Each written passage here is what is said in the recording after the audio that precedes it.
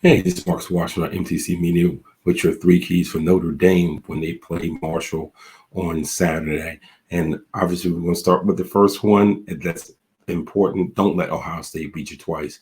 It's easy to have a hangover from what happened on Saturday night, a game that you were leading in the second half on the road that you gave up when your defense kind of wore down a bit and the offensive line finally broke and had all kinds of problems protecting Tyler Buckner. But that's one of those things you have to put behind you. And that's tough. It's always easier said than done for a simple fact as you've been preparing for that particular game all off season. And then you lose it in the fashion that you lost it in. And it's just resetting, understanding that I lost in week one at the Horseshoe. It's not the end of the world, not the end of your season, and being focused on Marshall. Second, it's got to be continuity in the running game.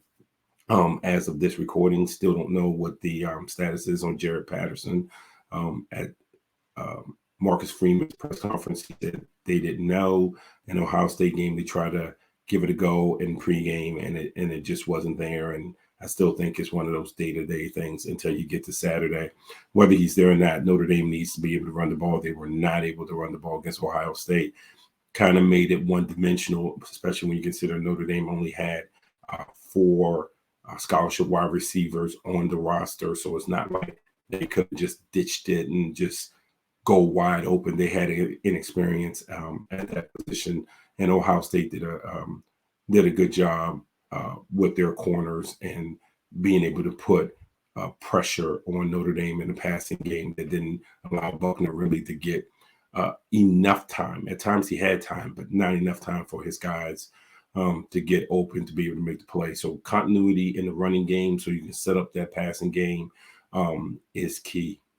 Last but not least, pass rush got to show up. Pass rush wasn't there outside of early on when they got the one side back cross. The pass rush wasn't there the whole game. CJ Stroud had enough time to look downfield, and even when they had a chance to flush him out, he was able to make a play downfield. The pass rush, that front four, has to be what people thought the front four was going to be before the season started.